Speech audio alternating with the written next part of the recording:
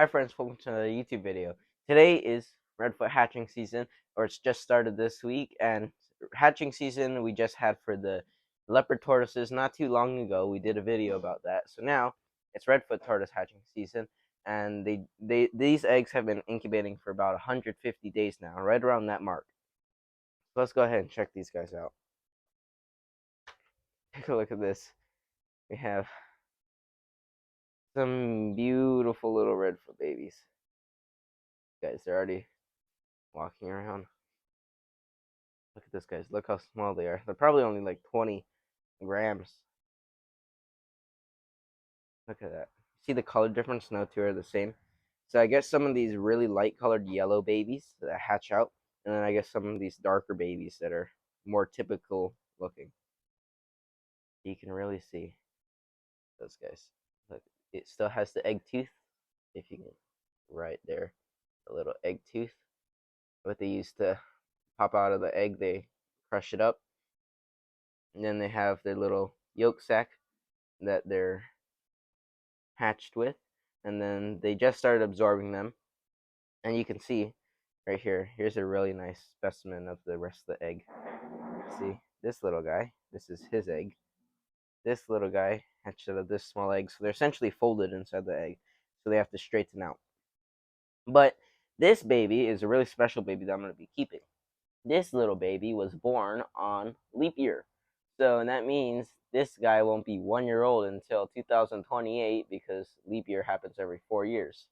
So, we're going to have to be keeping this baby. And since he was also born on Dr. Seuss's birthday week, might as well name him Yertle Turtle.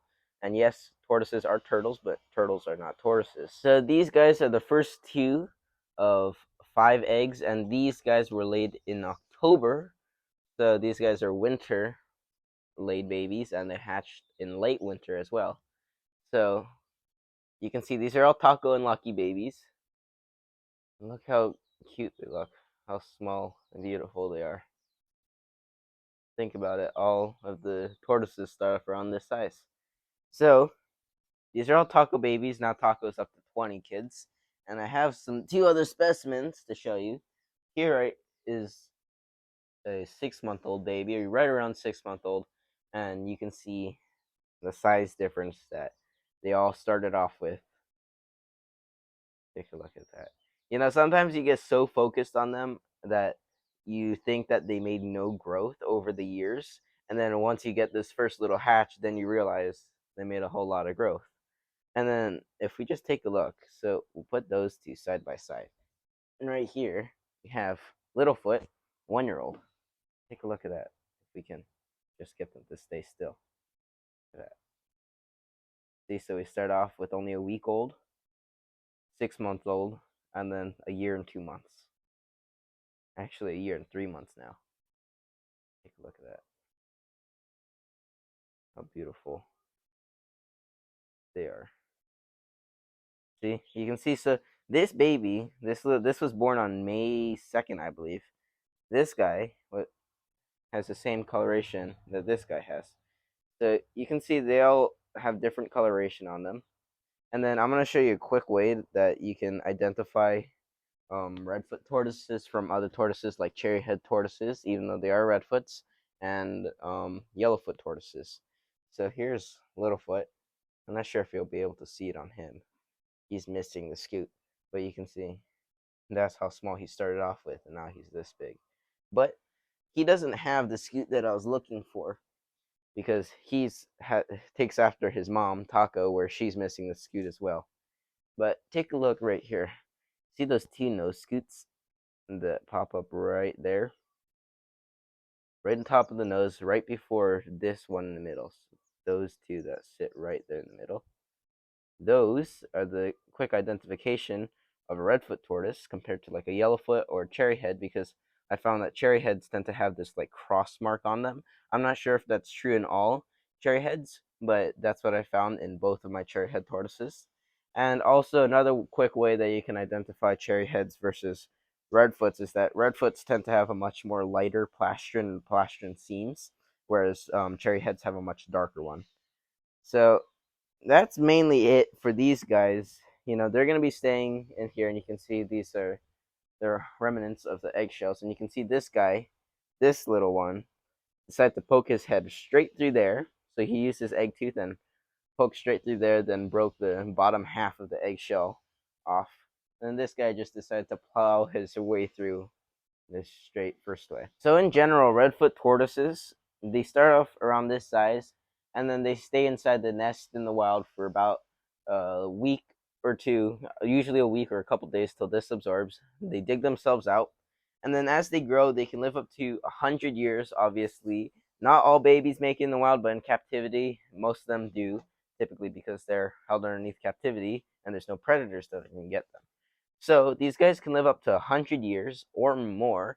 Typically, people they die around 50 years, but that also depends on how you keep them. So if you keep them really well and they're outdoors a whole lot, and even if they go in for winter, as long as you have good husbandry for them, they can live all the way up over 100 years, all the way down to your grandchildren if you hatch them in your adulthood. But these guys grow slower because they are a larger species, but they're very common species to have in captivity. A really common pet tortoise, sort of like the Eastern Hermann's tortoise, like and Russian tortoises. They're more of the common ones. But I also produce them, and they work really well in Hawaii because they can stay out 365 days because, well, it's just like South America. It's tropical. So these babies, they'll be living their first couple rest of the days inside this container for a little bit till that egg sac or the yolk sac absorbs, and then once that happens, they'll get a nice warm soak for 30 minutes every day. Then they'll get markings on their shell. Typically, I put a number here for the clutch and or the number that they were hatched at, and then I'll put them inside with these guys because these guys are smaller than the 1-year-olds.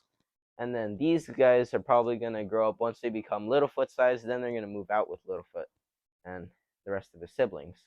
So these guys are still under 4 inches. They're not ready to stay out.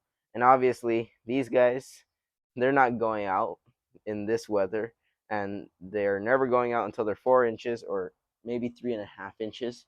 And when the weather's right. But in the wild, they do just pop out during the raining season, and then they start roaming around, and then they find little microclimates that they hide in and start finding some food and hide for 90% of the time. Then as they get older, they become more confident, and then they start wandering and venturing off more where they know they can't be predated by, let's say, birds and stuff. So thank you guys for watching today's video on this Redfoot hatching season, just like the leopards. And currently we have 2 babies, these 2 that hatch, and then from the same clutch there's 3 more eggs that are still not ready to hatch, and then they have another clutch of siblings that are going to be coming along the next month. So stay tuned, let's see what happens, and I'll hopefully see you guys in the next one.